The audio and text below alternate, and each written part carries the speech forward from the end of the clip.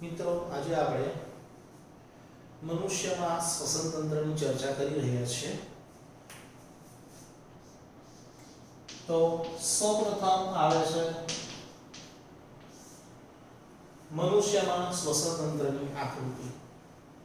આપણે પાચન તંત્રની આકૃતિ દોરેલી હતી, એના કરતા પણ આ આકૃતિ ખૂબ જ સરળ છે।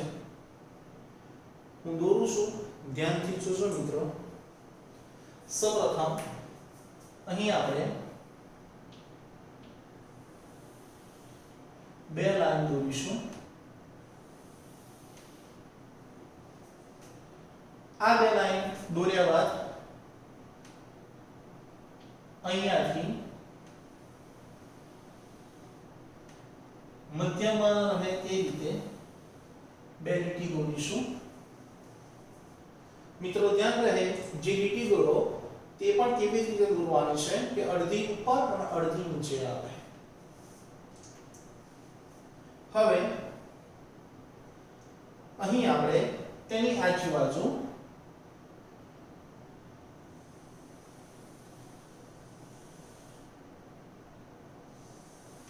આ રીતે ફેફસા દોરીશું। જ્યારે આ બાજુનો ફેફસો દોરીએ ત્યારે અહીંયા થોડો ભાગ રહે, કારણ કે તે હૃદય છે તેની હાજરી સૂચવે છે, જે ડાબી બાજુનો ભાગ ગણાશે। તેની નીચેની બાજુ મિત્રો ઉરોદર પટલ રચીશું।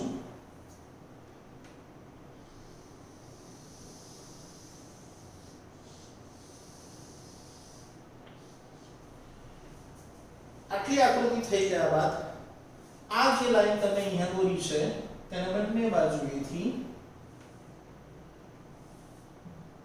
વાય આકારે, ઊંધા વાય આકારે ફેફસામાં દાખલ કરીશું અને ત્યારબાદ કોઈ પણ એક બાજુનો ભાગ લઈ તેને ડિવાઈડ કરવાના છે। જેમ કે આ ડિવાઈડ કર્યો એક ભાગ, ફરી પાછો આ બીજો ભાગ, તેવી રીતે તમે આને પણ કરી શકો છો મિત્રો। તેવી રીતે ફરી પાછો એક ભાગ, આનો પણ બીજા બે ભાગમાં, આને પણ અને આને પણ। આટલું કર્યા બાદ કોઈ પણ એક બાજુ અહીં દ્રાક્ષનું જેવું ઝુમખું દોરવાનું છે। કોઈ પણ એક તરફ આ નીચેના ભાગનું આપણું ચિત્ર પૂરું થયું છે। હવે વાત કરીએ મુખ પ્રદેશની, તો તે આપણને ખૂબ જ સરળતાથી દોરતા આવડે છે મિત્રો। 1 2 3 અને 4 બરાબર, તો તે લખીએ છે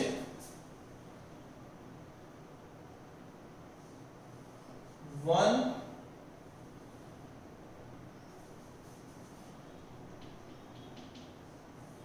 1 2 3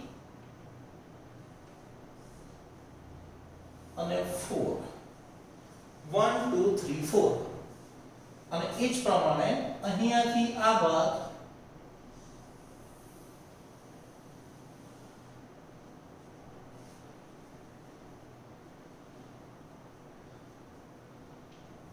આ રીતે અમુક થઈ ગયું છે 1 2 3 4 અને અહીંયા જે ભાગ વધે તેને અહીંયાથી આ રીતે આપણે બહાર લઈ જવાનો છે।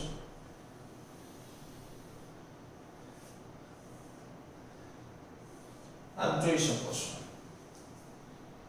હવે મિત્રો આ જે ભાગ વધ્યો છે તેને આપણે પાચન તંત્રમાં જે પ્રકારે કરતા હતા તે પ્રમાણે એક અહીંયા ઉપરની બાજુ અને એક અહીંયા નીચેની બાજુ અને મધ્યની અંદર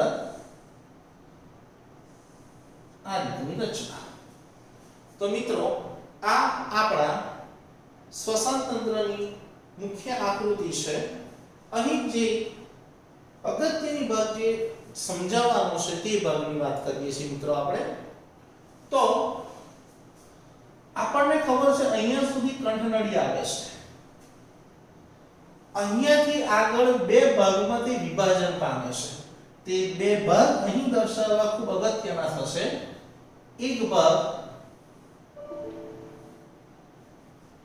તે પાછળની બાજુ જાય છે જે અન્ય નળી સૂચવે છે મિત્રો. હું અહીંયા નામ નિર્દેશન કરી દઉં છું તમને ખ્યાલ આવે. અને જે ભાગ અહીં આગળની બાજુનો હોય છે તેને શ્વાસ નળી કહેવામાં આવે છે.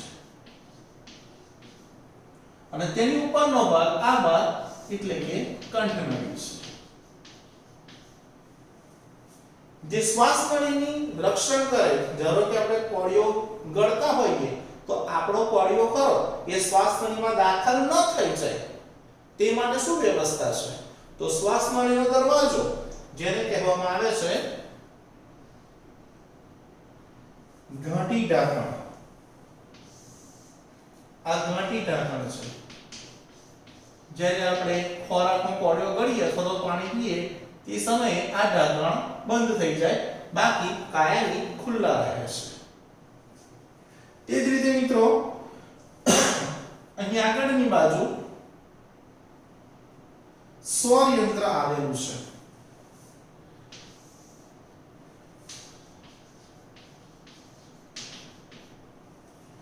આ નાસિકા કોટર છે.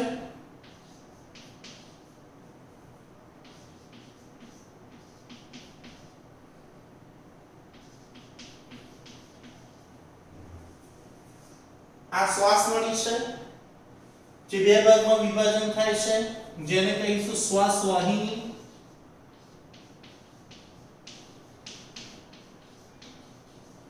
અને અલગ અલગ શાખાઓમાં વહેંચાય છે એટલે કે શ્વાસ વાહિની અહીંયા દાખલ થઈ એટલે પ્રથમ શ્વાસ વાહિકા,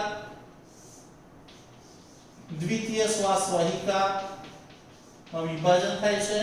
અંતમાં જે દ્રવ્યનું ઝુમખું આપણે દોરેલું છે જેને કહેવામાં આવે છે વાયુકોષ્ઠ. આ આપણું ઉરોદર પટલ, આ જમણું ફેફસું, આ ડાબું ફેફસું. જે હૃદય ગોઠવાયેલું હોય છે જે ભાગમાં, જેના કારણે ખાંચ આવ્યા છે માટે તેને કહીશું હૃદય ખાંચ. શ્વાસ નળી અને શ્વાસ વાહિની તે બંને ભાગમાં રૂંધાઈ નહીં એટલા માટે અપૂર્ણ સી આકારની કાસ્થિમય કડી આવેલી હોય છે. તો અહીં આપણે કડી દોરી દઈએ.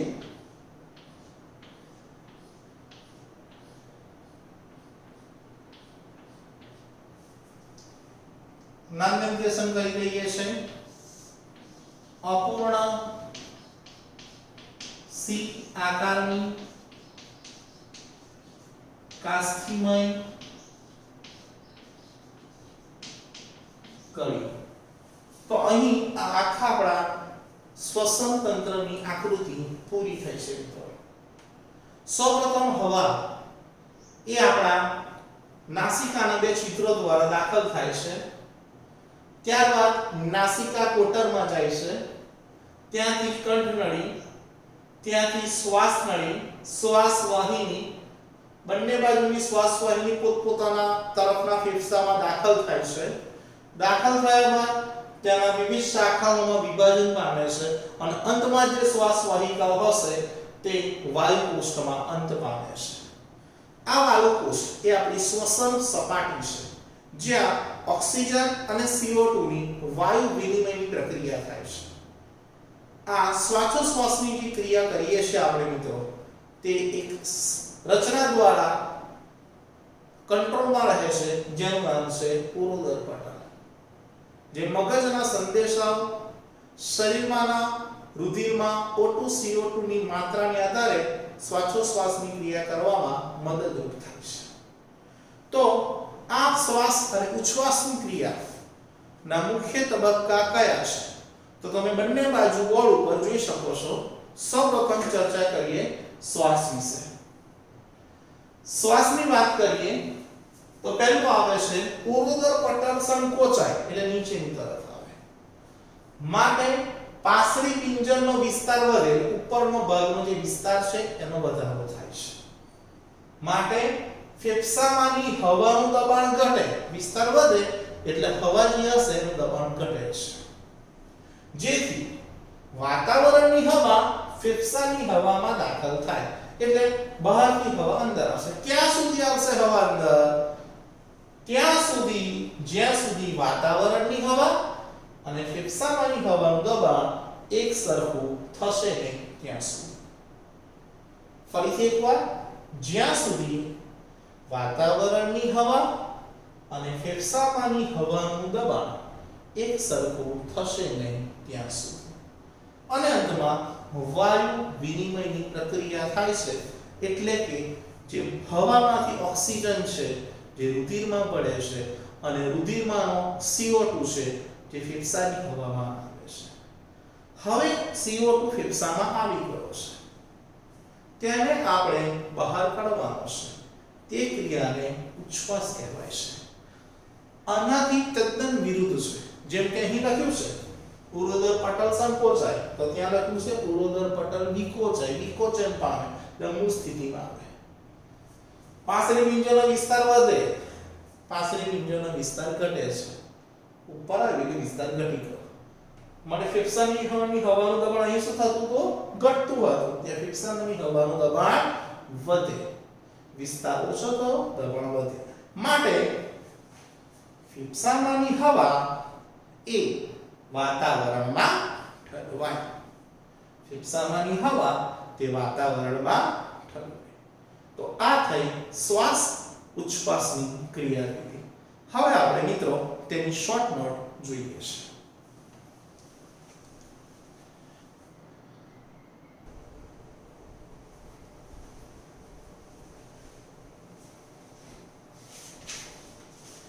મિત્રો આપણે ચર્ચા કરતા હતા શ્વસન તંત્ર વિશે. અહીં શ્વસન તંત્રને લગતી કેટલીક ટૂંકનોટ આપેલી છે. તેમાં પ્રથમ પ્રશ્ન આવે છે મનુષ્યનું શ્વસન તંત્ર સમજાવો. તો આકૃતિ ઓલરેડી આપણે જોઈ ચૂક્યા છે મિત્રો. પ્રથમ આવે છે નાસિકા નસકોરા અને નાસિકા માર્ગીસ. નસકોરા દ્વારા એટલે નાકમાં જે છિદ્રો છે તેના દ્વારા હવા શરીરમાં પ્રવેશે છે. ત્યાં બારીક રૂમ છે, તેના દ્વારા હવામાં રહેલ જે પણ ધૂળ હશે અથવા તો અન્ય રજકણો કે અશુદ્ધિ હશે તે ગળાઈ જાય છે. આ ક્રિયામાં અગત્યનું કામ કરે છે શ્લેષ્મ સ્તર, જ્યાં અક્ષમલ અધિચ્છદીય પેશી આવેલી હોય છે. ગળામાં રહેલ અંગો તેમાં આવે છે કર્ણળી, સ્વયંત્ર, શ્વાસનળી અને હવાના વહન માટે એક સળંગ માર્ગ પૂરો પાડે છે. શ્વાસનળી ગળાથી ઉરસ્ય ગુહામાં ફેફસા સુધી લંબાયેલી છે. ગ્રીવા પ્રદેશમાં કાસ્થીની વલયમય રચનાઓથી હવાના પસાર થવાનો માર્ગ રૂંધાઈ જતો નથી. એટલે અપૂર્ણ કાસ્થીયુક્ત જે કડીની ચર્ચા કરી આપણે મિત્રો, કે જેના દ્વારા શ્વસન માર્ગ એટલે કે શ્વાસનળી અને શ્વાસવાહિની રૂંધાતી નથી. હવે વાત કરીએ છીએ ફેફસા વિશે. ઉરસ્ય ગુહામાં એક જોડ ફેફસા આવેલા છે. ફેફસામાં હવાનો માર્ગ નાની નાની નલિકાઓમાં વિભાજન પામે છે અને અંતમાં ફુગ્ગા જેવી રચના જેને વાયુકોષ્ઠ તરીકે ઓળખવામાં આવે છે તેમાં ખુલે છે. વાયુકોષ્ઠની દિવાલ જ્યાં રુધિર કેશિકાઓ વિસ્તૃત જાળીઓ જેવી રચના ધરાવે છે, જ્યાં વાત વિનિમયની એટલે કે ઓક્સિજન અને કાર્બન ડાયોક્સાઇડની અદલાબદલીની ક્રિયા પૂર્ણ થાય છે. આપણે ચર્ચા કરી ટૂંકનોટ મનુષ્યમાં શ્વાસોશ્વાસ વિશે. તે જ્યારે એકવાર વાંચી લઉં છું મિત્રો, ઓલરેડી આપણે જોઈ ચૂક્યા છે તે મુદ્દા લખશો તો પણ ચાલશે. અહીં પણ આપેલું છે, એકવાર જોઈ લઈએ છીએ આપણે. જ્યારે આપણે શ્વાસ અંદર લઈએ છીએ ત્યારે પાંસળીઓ ઉપર તરફ ખેંચાય છે અને ઉરોદર પટલ ચપટો બને એટલે નીચે તરફ આવે છે. પાંસળીઓ ઉપર તરફ ચર્ચા કરી છે, ધ્યાન આપજો. તેના પરિણામે ઉરસ્ય ગુહાનો વિસ્તાર વધે છે. આ કારણે વાતાવરણમાંથી હવા ફેફસામાં દાખલ થાય છે. વિસ્તરણ પામેલા વાયુકોષો હવાથી ભરાઈ જાય છે. વાયુકોષો વાત વિનિમય માટેની સપાટી પૂરી પાડે છે.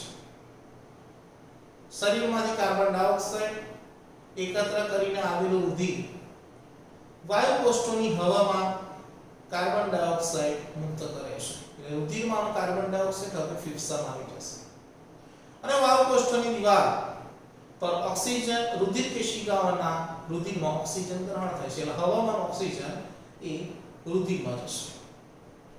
હવે ઉદર પટલ ઉપર તરફ ખેંચાય છે, મૂળ સ્થિતિમાં આવશે, પાછળ નીચે આવશે. પરિણામે જે ઉરસ્ય ગુફા ઉપરનો વિસ્તાર છે પાછલી પિંજર તે ઘટે છે અને ફેફસામાંથી હવા વાતાવરણમાં દૂર થાય અથવા ઠલવાય છે. ઉચ્છ્વાસ સમયે જ્યારે હવા અંદર અને બહાર, આ શ્વાસોશ્વાસની વાત છે કે હવા અંદર અને બહાર અવગમન પામે છે ત્યારે ફેફસા કેટલીક હવાનો જથ્થો જાળવી રાખે છે. તેથી ઓક્સિજનના શોષણ અને કાર્બન ડાયોક્સાઇડ મુક્ત થવા માટે પૂરતો સમય મળી જશે.